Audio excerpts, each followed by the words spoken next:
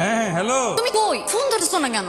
আমি একটু ব্যস্ত ছিলাম। ব্যস্ত ছিল না? তোমার ব্যস্ততা আমি পুকুরে চুবায় চিবায় রোদে শুকা দিয়ে দিব। এদিকে আমার বিয়ে হয়ে যেতেছে, তুমি তোমার ব্যস্ত আমারে দেখাচ্ছো। তোমার বিয়ে হয়ে যেতেছে মানে? আরে তোমার ছেলে পক্ষ দেখে আসে, দেখে আসলে কি বিয়ে হয়ে যাবে? আর যদি হয়ে যায়, দেখা গেল পক্ষে কোনো মাথা মোটা মুরব্বী বলে বসলো, এই মাই আমাদের পছন্দ হয়ে গেছে, আজকে আমরা আপারে বাড়ি ফিরবো। তখন আমার কি হবে? তখন তোমার বিয়ে হয়ে যাবে, তাই না? আর আমি তো পছন্দ হওয়ার মেয়ে। জীবনে তো একবার মাথাটা উঁচু করে আমার দিকে তাকায় রাখে। যদি দেখা তাহলে বুঝতা তো সুন্দরী কত গুণবতী মেয়ের সাথে তুমি প্রেম করো। আর যদি বুঝতা না তাহলে বাবা মাকে নিয়ে আমার চোখের সামনে হাজির থাকতা বিয়ের প্রস্তাব নিয়ে। তা তো করতে পারলাম না। শোনো, আমি এত কিছু বুঝি না, আমি কিন্তু অন্য কাউকে বিয়ে করতে পারবো না। তুমি এই মুহূর্তে আমার বাড়িতে আসবা আর বাবা মার সাথে কথা বলবা, বিয়ের প্রস্তাব নিয়ে আসবা। তুমি আমার আর কতদিন সময় দাও, আমি কথা বইলাই তোমার জানাই। হ্যাঁ তোর সময় আমি খুশি লাই, তুই ফোন রাখ।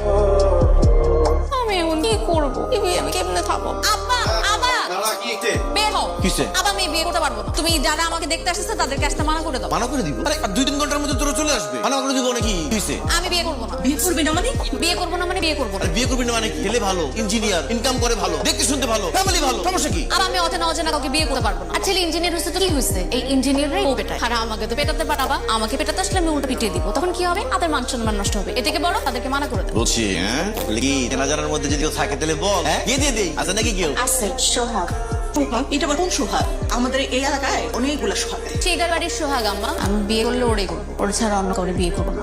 আর আপনারা যদি জোর করে আমাকে বিয়ে দেওয়ার চেষ্টাও করেন না, কি ভাবছেন আমি হাত পা কাটবো? এত বোকা। এই ছেলের হাত পা কাটে ওরা হসপিটালে পাঠাবি। আচ্ছা ঠিক আছে, ইয়াদের সোহাগের বাড়ি বল, বিয়েটা নিয়ে আস। ওনাদের বাড়ি থেকে যদি বিয়ে প্রস্তাব আসে, আপনি রাজি হবেন এই বিয়ে ভেঙে দিবেন? হ্যাঁ দিব। রাজা আমার নাই, ভালো একটা ছেলে, ওর ফ্যামিলি ভালো। বল বল।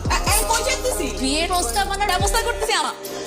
দাঁড়াও দাঁড়াও বলতেছে দাঁড়াও, এদিকে আসো। এখানে আসো। তোমার সমস্যা তুমি আমারে ভালোবাসো নাকি বাসো না? বাসি তো। তাহলে বিয়ের প্রস্তাব পাঠিয়ে তো সমস্যা হতেছে কেন? বললাম না সময় দিতে, সময় দাও। সময়টাকে যেতে তো বছর পার করে ফেলছো। আর কত সময় লাগবে তোমার? হ্যাঁ, দুদিন পর আমার বিয়ে হয়ে যাবে, বাচ্চা কাটা হয়ে যাবে, তারপর শ্বশুর বাড়ি আমার বিয়ের প্রস্তাব পাঠাবা।